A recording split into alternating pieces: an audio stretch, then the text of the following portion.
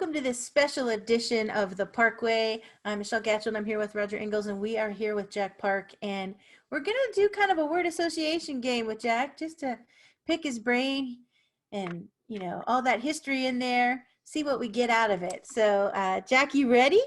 I'm all set. All right, so we're going to start with favorites. Who's your favorite head coach? Woody Hayes. What year was your favorite team?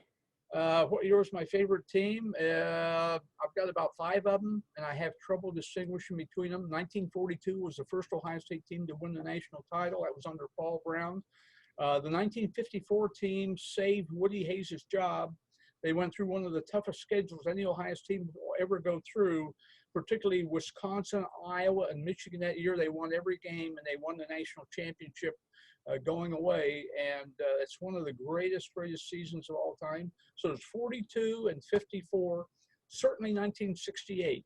The super sophomores in 1968, starting as many as 15 different sophomores on offense and defense and winning every game and coming from behind to win the Rose Bowl, unanimous national champions. Those are the first 3. Now let's go to 2002. Jim Tressel's second year. He was 7-5 his first year, and everybody thought that was okay. That was really okay. And it'll be much better next year. It might even be as good as 9-3. If we're lucky, it'll be 10-2. And of course, it ended up being 14-0. And I don't think we had a game that year that wasn't decided until the last 5 minutes of the game. I mean, it was always like the Holy Buckeye play, Krenzel to Jenkins out there at Purdue and everything like that. The Michigan game that year came down with 1 second on the clock, and Ohio State leading 14-10. Michigan threw a pass into the end zone that was intercepted, and that put us in the national title game. So you got to go with 2002. Then I think you go then with basically Urban Meyer's 2014 national championship team, losing to Virginia Tech, second game of the season, and then coming back the way they did to win that thing going away.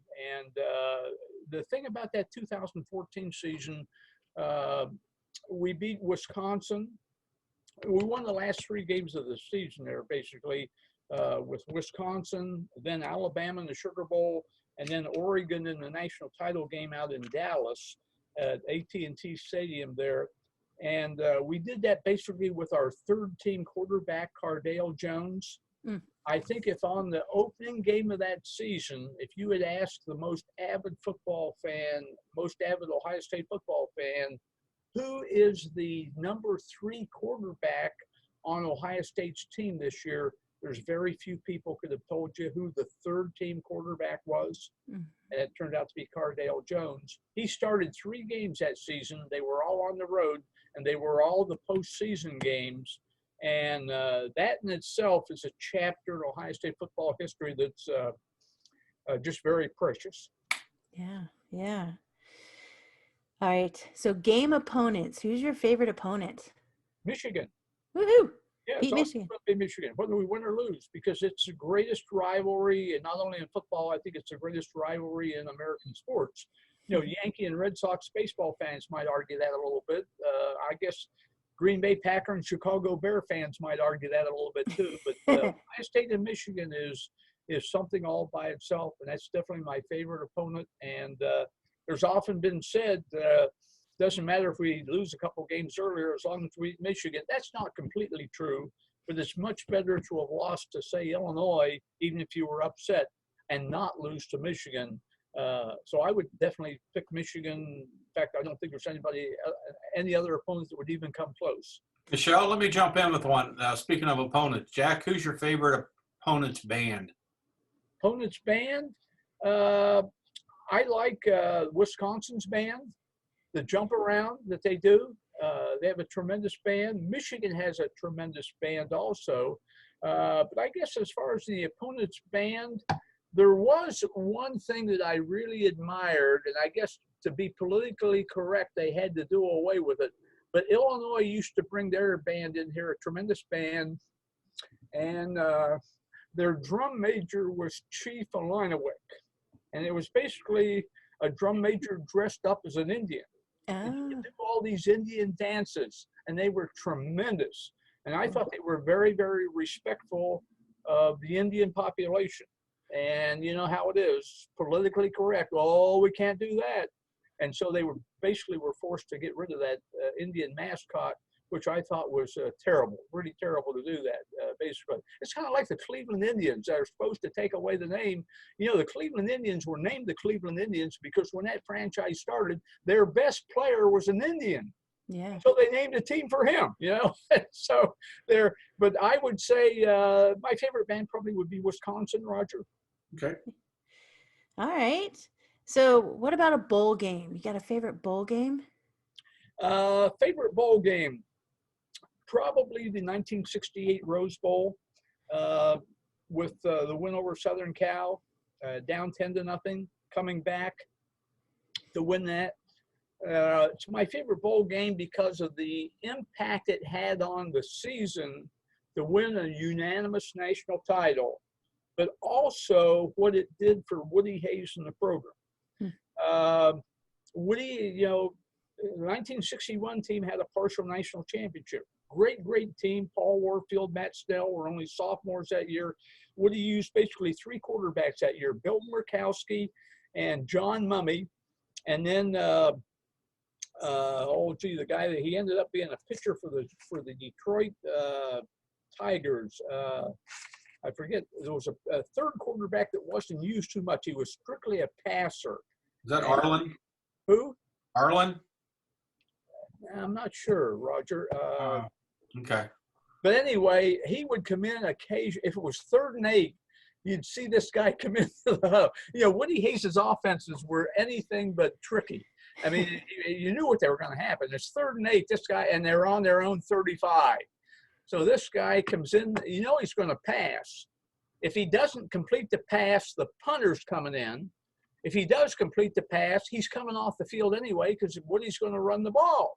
You know, so you have that situation there, and that was a great team. And then the faculty council voted down going to the Rose Bowl, 28-25. And that put us. I mean, that did a lot of damage to Woody Hayes' ability to recruit Ohio kids because so many other schools really picked up their recruiting, and they would go to kids and they'd say, hey, you don't want to go to Ohio State. They don't even go to the Rose Bowl when they have a partial national championship team. You come up here to Michigan, or you come over here to Purdue, or you come over here to Pitt. We'll play in our bowl games. And so it hurt his recruiting. And finally in 68, Woody was able to get it back on track. And there's an interesting age thing there. Woody Hayes turned 55 years old in 1968. Some people start to think about retiring when they turn 55. Woody Hayes had his best success after he turned 55 because beginning that year, Ohio State would win 9 Big Ten titles over the next 10 years. So that's the one I would pick. Yeah, that's Jack, fantastic. you were talking about Joe Sparma. Oh, that's who it was, Joe Sparma. Joe Sparma. Joe Sparma was the passing quarterback. I think he was out of Massillon, but he was a good pitcher with the Detroit Tigers. He was a good baseball player here too. He was not a runner at all, but he was a good passer. I want to get to specific players, but I also want to ask you, from all your books that you've written, you wrote a book where you put in a bunch of copies of different memorabilia that you had, because you yourself have saved how many tickets from games? Well, I've got ticket stubs that go back, clear back into the 60s, I guess, when, you know, it's a pretty young guy going to the games and kept them. You know, that's one interesting thing. I don't have any ticket stubs from this year. Yeah. No, because you There's didn't go to any games. Okay, so I don't have any ticket stubs. So, you know, my ticket collection will just have to have an empty year there, basically. I don't know. I guess I've never really asked the question if the few people that were able to go to the games this year, they probably had tickets for them, I suppose. I don't know. Yeah, I don't know. That's we're going to have to track that one down. I'm curious now. Jack, do you have a favorite piece of memorabilia? Yeah, probably maybe the program that was given to me from one of the Michigan game in 1942. That was where Ohio State had to really win that game against a very, very good team coached by Fitz Chrysler to be in a position to then win the national title under Paul Brown, the first national title. And I've got that. It's kind of a beat up program, but a gentleman gave it to me, and it actually had belonged to his dad. And when the dad and mother died, you know, they were cleaning out the estate and they came across this stuff, and he says, "I'll bet you'd like to have that." So that was a pretty special thing for me there to do that, and so forth. Certainly the program I have from the Purdue game in 1968 would be a favorite too, because of the situation. And I have in my office here an autographed picture of Woody Hayes to my dad. Yeah. My dad loved Woody Hayes. And this was, I got the picture of Woody. I didn't know Woody real well. I can remember the 5 different times that I met with him. And 2 of them were informal, 3 of them were scheduled meetings. And I was not a close friend of Woody Hayes. I was an acquaintance, and probably you would call a distant acquaintance. When he would see me somewhere, he would kind of nod and say, "How you doing?" I don't think he could even come up with my name until I told him what my name was. I took that picture into him, met with him a little bit right before Christmas one year. And I said, "Would you autograph this picture to my dad?" And he did. He autographed it to Emmett Park, a great Buckeye fan, Woody Hayes. Woody Hayes died the next March. My dad died the following January. And so I have that hanging up in my wall here, framed very, very well. I guess if I had to pick one that would be a favorite, that's a very sentimental favorite because of the people involved. Woody Hayes, at my request, autographing a picture to my dad, that would probably be at the top of my list. Nice. Well, let's talk about different areas. Like, who do you have a favorite quarterback? OSU quarterback? Well, a lot of them. It's hard not to pick Rex Kern as your all-time quarterback because of his leadership ability, and he played hurt a lot. He was both a good runner and a good passer. But he was such a leader on the field. We opened up that year, the 1968 season, with a 35-14 win over Southern Methodist, and the game was closer than that. Ohio State's defense actually held Southern Methodist inside the 20-yard line 5 times. We could have lost that game, really. But he took charge. I mean, the first time he was on the field, here's his first game as a sophomore. This is back at the time that freshmen are not eligible for varsity competition. That didn't happen until 1972, which happened to be Archie's first year. And fortunately, it happened that year because Archie could play as a freshman. But up until that, you had a freshman team, and your first year of varsity competition was sophomores, so you only had 3 years of varsity competition. When Rex took that team on the field at the first game as a sophomore, his first ever varsity game, you would have thought there was a senior experienced quarterback out there running the team. And Woody would always start to send the plays in from the bench. You know, he rotated guards. He'd be over there and giving a play to a guy, and it'd be a little bit late getting in. And Kern would, I mean, that first game, he had the team in the huddle. He called a play, and they were out there, and they were running the play before Woody could get the play in with one of the substitute players. I mean, you know, he was in charge of the team out there. Yeah. So he's got to be a great one. One that you don't hear too much about, I think has been very, very underrated because he only played as a starter 1 year. His name was Dave Leggett. He was out of New Philadelphia, Ohio. And Woody recruited 2 really good quarterbacks in 1951. And they were both out of Ohio. It was John Borton out of Alliance, Ohio, and then Dave Leggett out of New Philadelphia. And in 51, they're freshmen, and they play on a freshman team. And going into the 52 season, Borton beats Leggett out, and Leggett is the number 2 quarterback. And in the 53 season, same thing. Now, Dave Leggett's a really, really good player, and they use him at fullback some. He's a good runner and everything like that.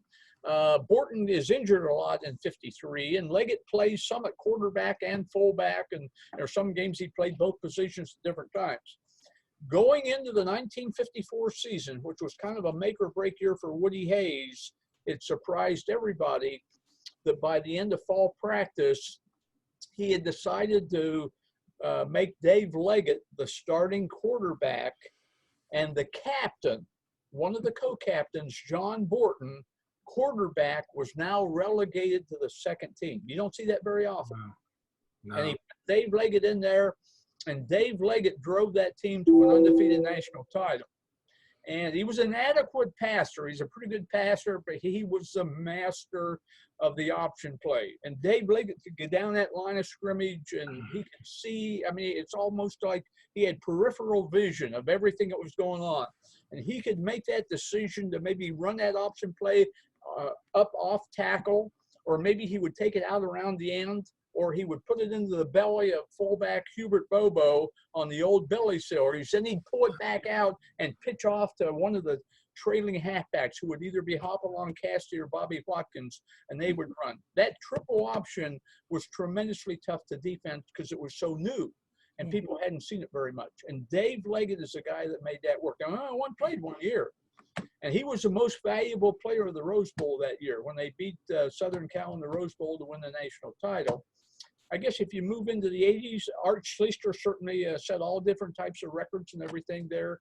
And he started 4 years. That may never happen again. I mean, he started at 48 consecutive games. Ohio State played 12 games in 4 years, and he started every game. That may never happen again, partly because guys don't stay for 4 years, for one thing. If you started as a freshman at quarterback, chances of you playing your senior year are very, very slim. So he was pretty good. There's no question about it. I always liked Bobby Hoying in the mid-1990s, certainly there. Greg Fry was really good. He finished up before Hoying, and he finished up there basically. His freshman year was Earl Bruce's last year. Then he became the starting quarterback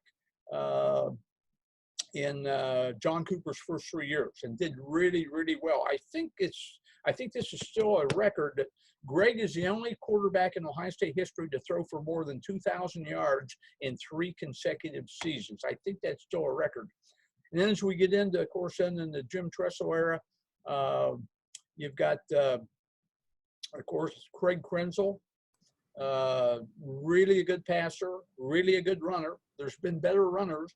There's been better passers, but he was really good at both. Mm-hmm. He was the field general.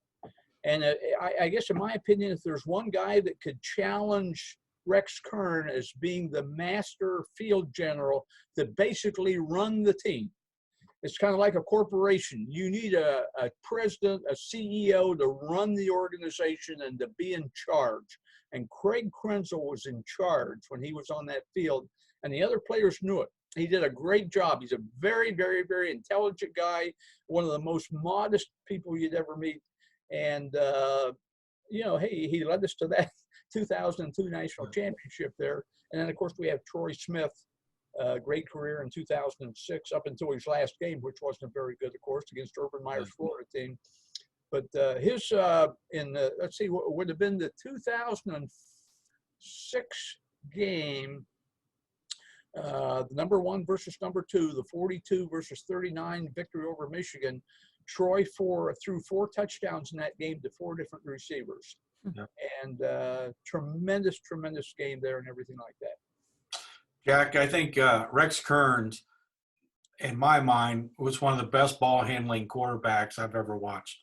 He was a great faker. His ball fakes and that people never knew where the ball was. And that was one of the big successes. I think those big fullbacks that he had, and then the running backs that played at that time, and that was outstanding. But Krenzel, the game at Purdue and the pass that he threw to win that game late, made that whole. That was a 4th down play too. Yeah. Well, Jack, let's go to. These will be a little simpler because I'm going to ask you for the best person that you personally have seen in these spots. Give me the best Ohio State running back that you've watched. Best Ohio State running back would be Archie Griffin. Not only because of the yardage he had, but the consistency that he had, 31 consecutive games of 100 more yards. And he could have had a lot more yards if Woody had left him in there in the 4th quarter and even parts of the 3rd quarter. He was so consistent. And I would pick Archie without question. Archie started out on top, 235 or 39 yards, 239, I believe it was, against North Carolina in his first real game coming off the bench. And he started out on top and only got better, basically. And Ohio State during Archie's 4 years, and he had so many good players with him, and he would be the first one to tell you that, basically. And there was a guy behind him that would have played a lot of years as the first-team tailback. His name was Woody Roach. He was out of Washington, D.C., and Archie will tell you himself. And Brian Baschnagel could have been the tailback there, too. He was out of Central Catholic High School in Pittsburgh and came over here. They had tremendous talent, and that's what helped make Archie better. And then on defense, the 1973 defensive team only gave up 41 points in the entire regular season.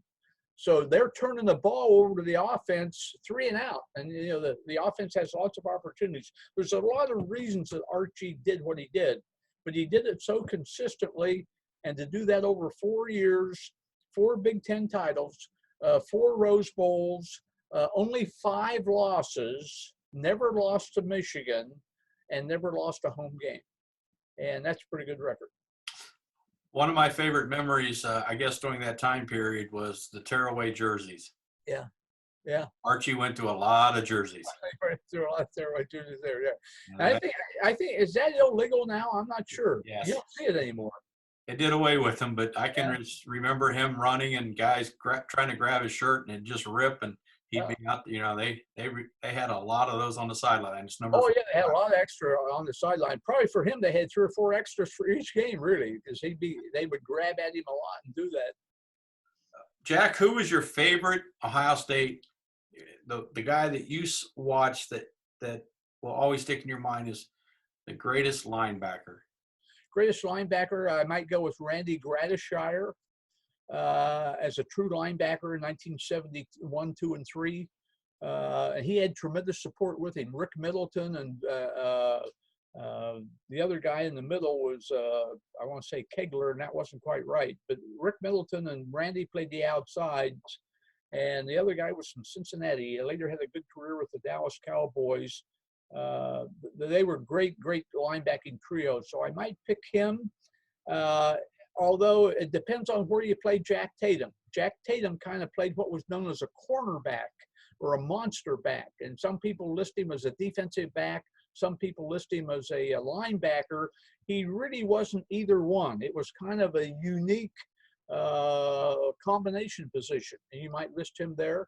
More recently, it might be hard to go against A.J. Hawk as a tremendously, he was out of Centerville, Ohio, and a tremendously talented linebacker there. And let's not, even though he didn't play his senior season, let's not forget Andy Katzenmoyer. He had a great career here at Ohio State and there. And I'll throw one more in that a lot of people do not think of him as a linebacker. They think of him as basically an offensive lineman, because that's where he became one of the greatest offensive linemen in the history of the NFL after he left Ohio State. And that was Jim Parker. But back at that time, they played both ways. And Parker had tackle after tackle as a linebacker. And he was tremendously talented as a linebacker, although people tend to remember him as an offensive lineman. But when Ohio State held Michigan on the goal line in 1954, to then basically the 1954 Michigan game opened up the 4th quarter at 7-7. And Ohio State had to win that game to get to the Rose Bowl and then to have a chance for the national championship. And Michigan had dominated the first half, and yet the score was tied 7-7. No scoring in the 3rd quarter, but as play opened up in the 4th quarter, Michigan has the ball on the Ohio State 4-yard line, 1st down. On 1st down, they take it into the 1. Now, you've got a 7-7 tie. It's down at the south end of the stadium, and it's 2nd down and 1. And the Buckeyes will hold them 3 straight downs. Michigan always claimed they scored on the 4th down. If you look at the film, as I've looked at it, yeah, the film isn't as good back then as it is now, but the different angles, you could make an argument they did score. But the official put the ball down about 6 inches short of the goal line, and then Dave Leggett took the offensive team and went 6 inches short of 100 yards the other way for the go-ahead touchdown to win that game. After it was 2nd and 1 in that goal line stand, Jim Parker was in on every one of those tackles. And I mean, he was just a monster in there as a linebacker, and they couldn't make a yard in 3 tries. Another guy that was big in that was the other linebacker. His name was Hubert Bobo, who was the fullback. And of course, they played both ways at that time. Parker wore number 62, Bobo wore number 42. And Jim Parker was a tremendous linebacker also. You've got some great ones because we didn't even get into Tom Cousineau or Chris Spielman, who was incredible. But if you look, Well, Ohio State was pretty well known for their linebackers. I mean, you talk about Gradishire and Middleton and that group. The 3 guys that played, a number of years in the NFL that were all playing linebacker. And Roger, as you mentioned, I mean, Chris Spielman, I neglected to mention him and should not have done that. Certainly he has to be up there. Marcus Merrick came out of Maysville, Ohio, up by Youngstown, was not recruited by anybody, and came into Ohio State. And basically, he was an unknown freshman, and he was so impressive in fall practice that by the time they opened up the 1979 season, he'd become one of the starting linebackers. And he still today is the leading tackler in Ohio State history. He played 4 years as a linebacker there, and Marcus had a pretty good career. He went into the American Football League when it was when the American and the National Football Leagues had not merged yet.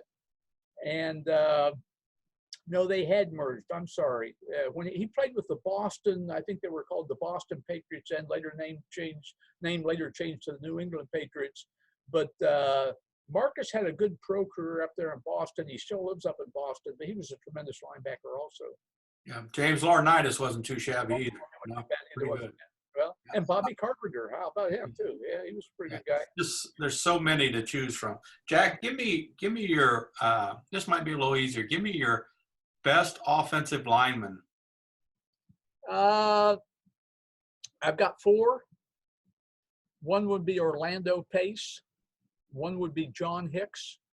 One would be Jim Parker. And one would be Bill Willis from the 1942, 43, 44 teams. Those 4 offensive linemen, I'm not capable of differentiating them, and they're 4 different eras. Bill Willis, in fact, I did an interview on Channel 10 here earlier this week. This is Black History Month, and they did a whole feature on Bill Willis and what a great man he was, but they also wanted to know about his football career. And I did an interview with Channel 10 here that aired back on Monday. He played 42, 3, and 4. Parker played 54, 55, and 56. Then John Hicks played, 70, and then he was injured. No, he played 70, and he can only play 3 years. And he played 70. He was out in 71 with an injury. So he played 72 and 73 rather than 71 and 72. And he finished second in the Heisman Trophy voting in 1973, finished second to John Cappelletti, the tailback from Penn State that won the Heisman Trophy that year. And then you've got Orlando Pace. And I've often wondered, would Eddie George have won the Heisman Trophy had it not been for Orlando Pace? I mean, he would make those blocks at the line of scrimmage. He was probably the fastest of all those linemen that we've talked about.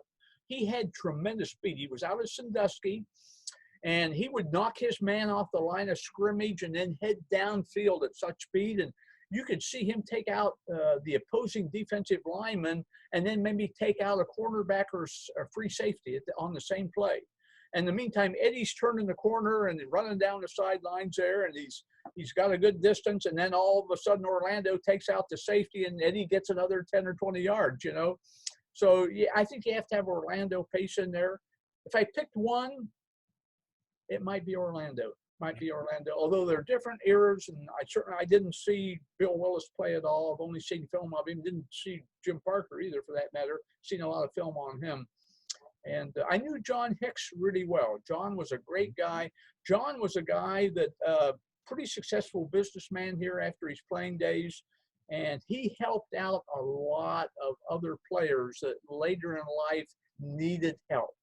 It might be financial help. It might be just somebody to talk to. It might be somebody to just help him get a job. It might be just somebody that needs a good, strong person to lean on. and John was always there for other teammates. We'll never know probably all the good that he did. Yeah. He was a very, very generous man. Very good. Well, we're going to change pace here a little bit and get away from the players here, Jack. We're going to have Michelle's got something she wants to ask you here. So I want to talk about some of the stories from the press box. You got any stories from the press box, Jack? Yeah, I got one. I wasn't in the press box at that time. This comes from a man that I knew a little bit. He was a sports writer. His name was Roger Stanton. And he started a publication called the Football News. Now it's out of existence now, and it was one of the first weekly papers. And I think he struggled to get the thing going, and then he got the thing going. I think he did pretty well. His wife worked with him on it, Pam. And then after Roger passed away, Pam continued the publication for a while, and then they sold it out or something. But he tells the story. This is Roger's story. I'm only repeating it because I wasn't in the press box. But the 1964 Michigan game was played here in Columbus, and it was a bitterly cold day. And for many reasons. First of all, Michigan won the game 10-0, and that prevented Ohio State from going to the Rose Bowl. That was kind of bitter. Yeah.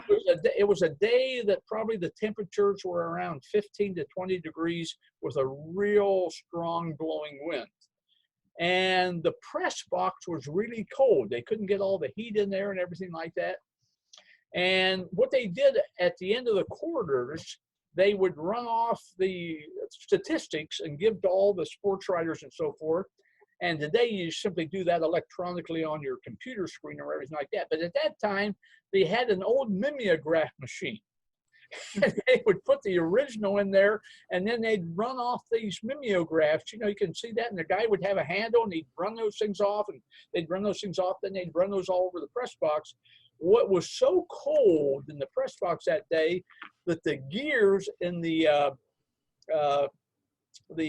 mimeograph actually were frozen. Oh, wow. And how do you get them going?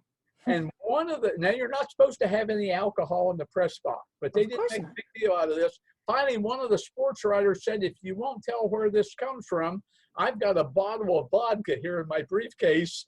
And so he took a thimble of vodka and he poured that vodka into the gears, and all of a sudden the mimeograph machine started running again. That was the lubricant that they needed to get that mimeograph machine running. So I think that's probably one of my favorite stories from the press box, which came from Roger Stanton.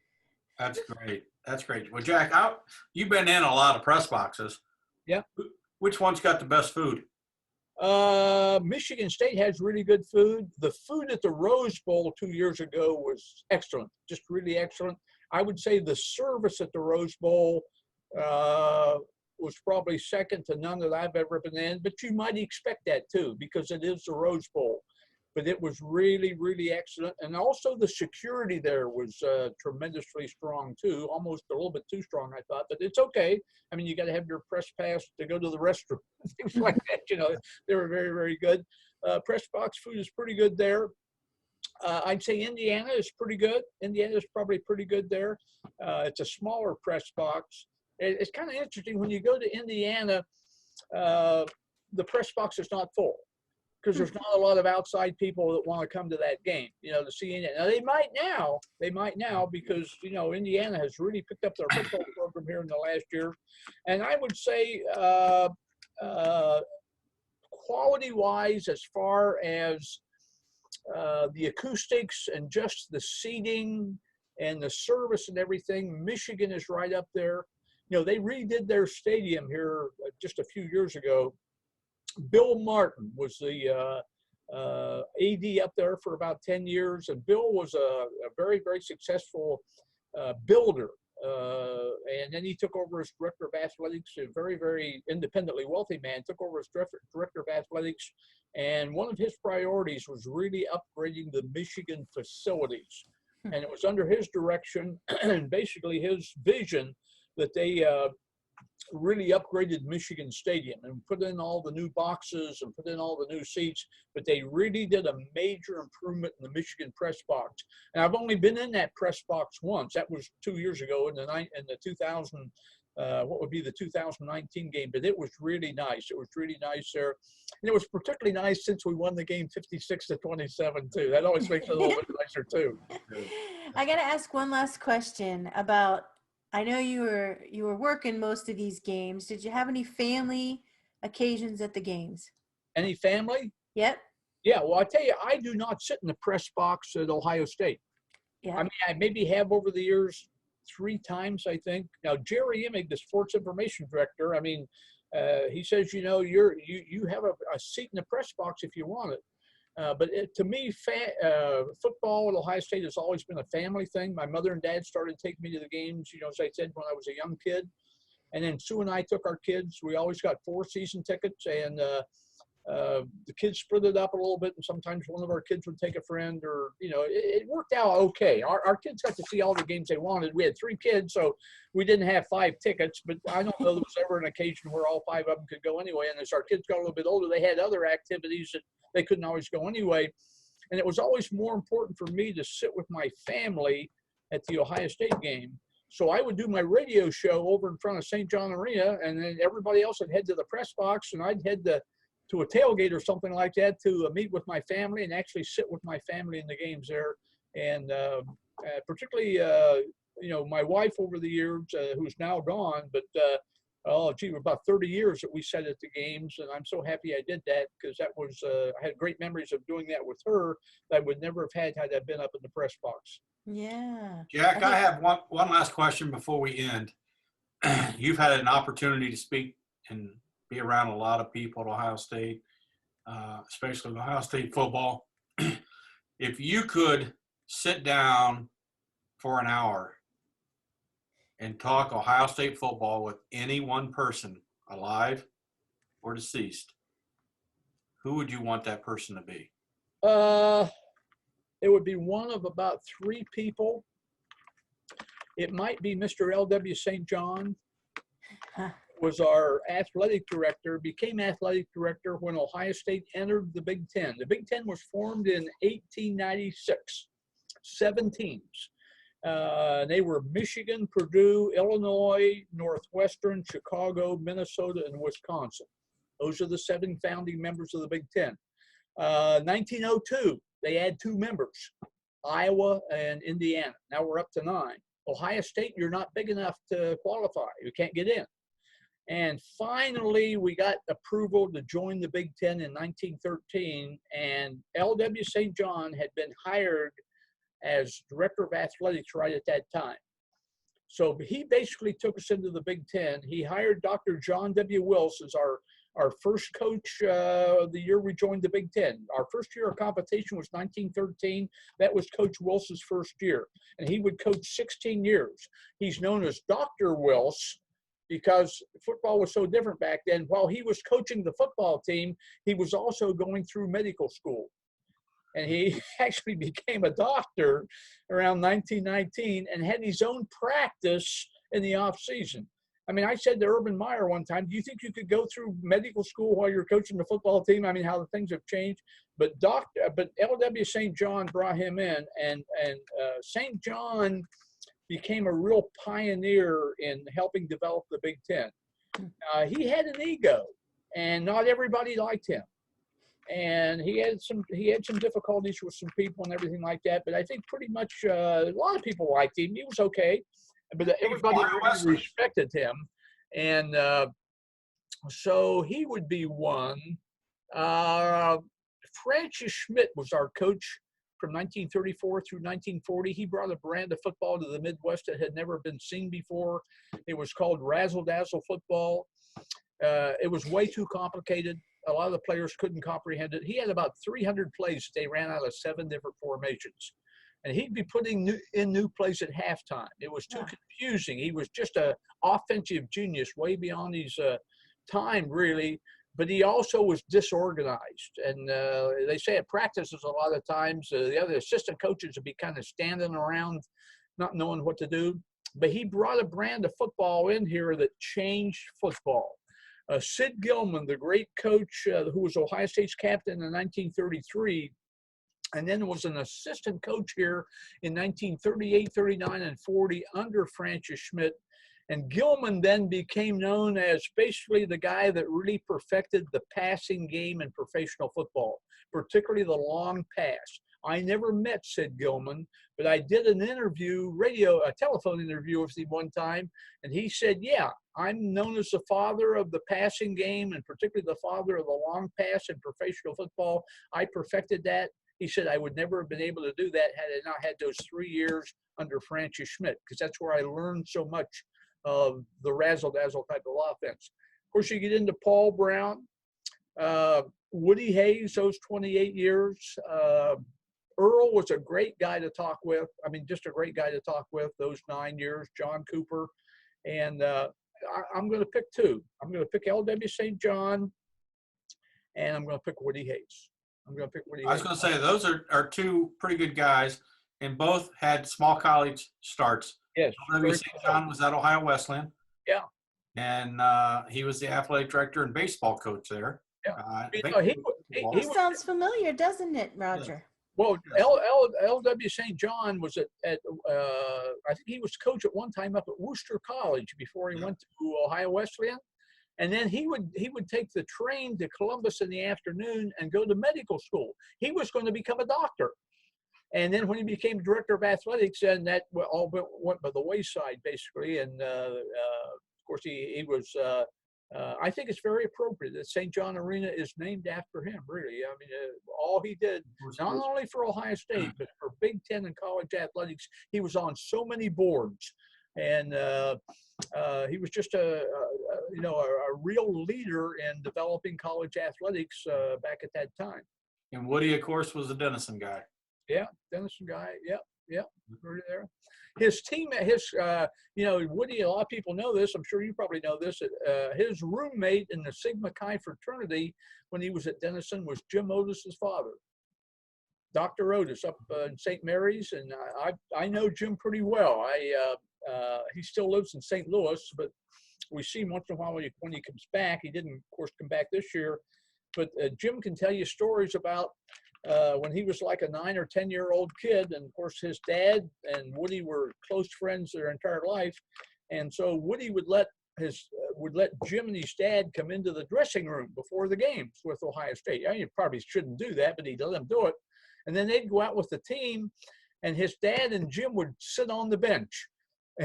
He's like a 10-year-old kid and watching these Ohio State games, never knowing that he would become an All-American and one of the great fullbacks ever in Ohio State himself in about 10 years later. That's a great story in itself. Yeah, great one. Well, Jack, I want to thank you so much for, sharing all of your favorites with us, because, one of my favorites is listening to your stories and having you tell us the history. It's fantastic. Yeah. Well, it's thank you very much. I appreciate that. It's the real thing is the stories itself. And I've told this story before a lot of times, and I never forgot it because it was so true. And it's been, I say 10 years, I'll bet it's been closer to 15 years now. But I spoke, as I've done many times, for the Downtown Rotary Club in Cleveland.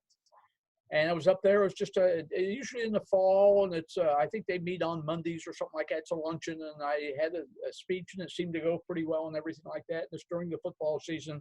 I don't remember who we were playing that following Saturday, but the speech is over, and a few people come around, and they talk and shake hands and thank you and all that. And then one man came up right at the end.